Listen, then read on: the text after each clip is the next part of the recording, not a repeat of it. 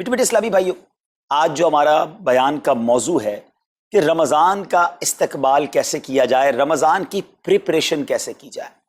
دیکھیں، ہمارے گھر پہ جب کوئی مہمان آتا ہے ہم اس کی تیاری کرتے ہیں، اس کے لیے ہم ایک اچھی یوں سمجھیے کہ پریپریشن کرتے ہیں، اور جیسا مہمان ویسی تیاری، جس کے لیے دل میں زیادہ محبت ہوتی ہے اس کے لیے ہم زیادہ تیاری کرتے ہیں۔ تو اب ذرا آپ سوچئے کہ ایسا مہمان جو ہماری مغفرت کروانے آ رہا ہے، ایسا مہمان جو ہمیں بخشوانے آ رہا ہے، تو پھر ہمیں اس کے لیے کتنی کوشش کرنی چاہیے۔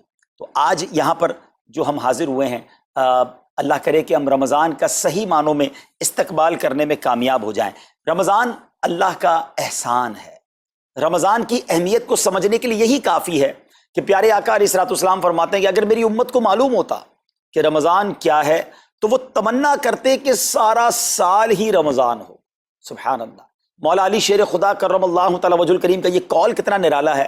آپ فرماتے ہیں اگر اللہ تبارک و تعالیٰ کو اس امت کو عذاب دینا ہوتا تو اس امت کو رمضان اور سورہ اخلاص عطا نہ فرماتا۔ اس کا مطلب کیا ہوا کہ یہ بخشوانے، عذاب سے بچانے کے لیے آ رہا ہے، رحمتیں برسانے کے لیے آ رہا ہے۔ کاروباری لوگ بھی مجھے سن رہے ہوں گے، جس علاقے میں جس اسٹور پر کوئی ڈسکاؤنٹ ہوتا ہے، کوئی اسکیم ہوتی ہے، فائدہ ہوتا ہے، ہم ادھر پہنچ جاتے ہیں۔ رمضان ایک ایسی اسکیم ہے، رمضان ایک ایسا بینیفٹ دیتا ہے کہ احادیث میں یہ مضمون ہے کہ فرض کا ثواب 70 گنا کر دیا جاتا ہے، نفل کا ثواب فرض کے برابر کر دیا جاتا ہے، شیطان کو بند کر دیا جاتا ہے، جہنم کو تالے لگا دی جاتے ہیں، جنت کے در کھول دیے جاتے ہیں۔ روزہ دار کے منہ سے جو اسمیل آتی ہے، جو بو آتی ہے، بعض اوقات ہم کہتے ہیں یار پیسٹ نہیں کر سکے پورا دن، منہ سے اسمیل آ رہی ہے، سنیے یہ اسمیل جو ہے یہ اللہ کے نزدیک مشک کی خوشبو سے بھی زیادہ بہتر ہے۔ اللہ اللہ۔ ذرا آپ غور تو کیجئے، ہر سجدے پر 1500 نیکیاں دی جاتی ہیں، ہر سجدے پر سرخ یاقوت کا جنت میں ایک محل بنا دیا جاتا ہے۔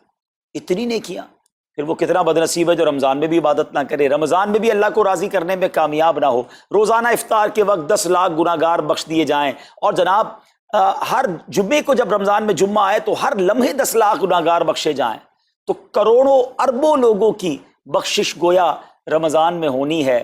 تو پھر ہمیں اس کی کیسی تیاری کرنی چاہیے، کتنا ثواب کمانے کے بارے میں سوچنا چاہیے۔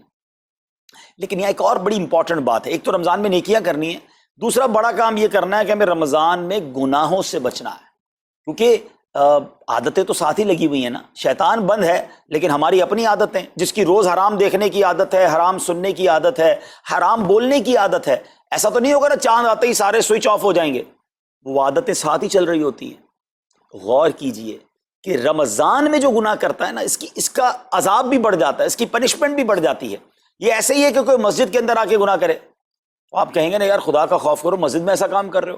کوئی مکہ شریف حرم میں اندر جا کر گناہ کرے تو کتنا شدید ہو جائے گا وہ۔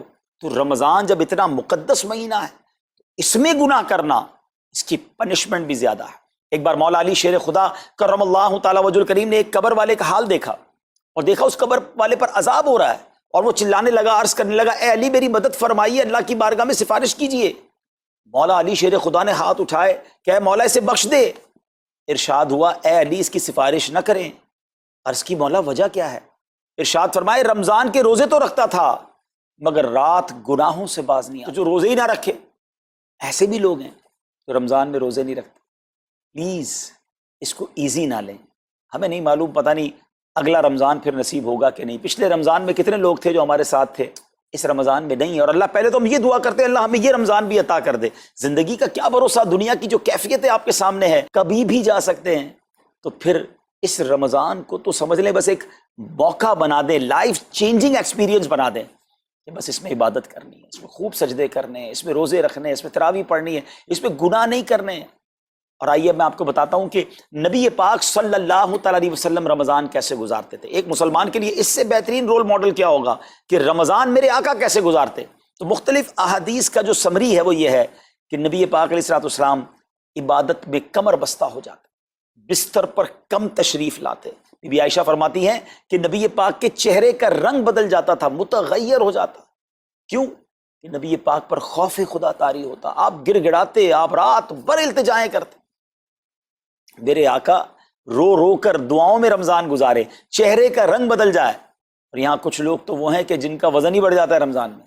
اتنا کھانا کھانا ہے، سحری میں زیادہ کھانا ہے کہ سارا دن بھوکا رہنا ہے، افطار میں اس لیے زیادہ کھانا ہے کہ پورا دن بھوکا رہے تھے، پھر رات کو 2-3 بار مزید کھانا ہے کیونکہ کل روزہ رکھنا ہے۔ تو رمضان فوڈ فیسٹیول نہیں ہے، رمضان عبادت کے لیے آیا ہے۔ یہ 3-4 چیزیں آپ نے میں نے پکڑ لینی ہیں۔ آقا علیہ الصلوۃ والسلام کے پیچھے پیچھے جانا ہے نا جنت میں، ہم نے بھی یہ کام کرنا ہے۔ یہ راتیں مانگنے کی راتیں ہیں، التجا کرنے کی راتیں، سجدے کرنے کی راتیں ہیں۔ ہمیں تہجد بھی پڑھنی ہے، ہمیں انشاءاللہ نوافل بھی پڑھنے ہیں، اور کم از کم قرآن ایک بار تو پورا انڈرسٹینڈ تو کریں نا۔ تلاوت، ترجمہ، تفسیر کب کریں گے؟ بڑی بڑی ڈگریاں ہیں، بڑے بڑے پاسپورٹ اور جناب بہت سارا سرمایہ ہے، مگر ایک بار بھی قرآن پورا ترجمے اور تفسیر سے نہیں پڑھا ہوگا۔ بہت سارے لوگ ایسے ہیں، ذرا سوچئے نا۔ اچھا، یہ مہینہ نزول قرآن کا مہینہ ہے، رمضان اور قرآن کو جو خاص نسبت حاصل ہے نا، تو اس مہینے میں قرآن کو پکڑ لیں۔ آئے اللہ کرے رمضان قرآن کے ساتھ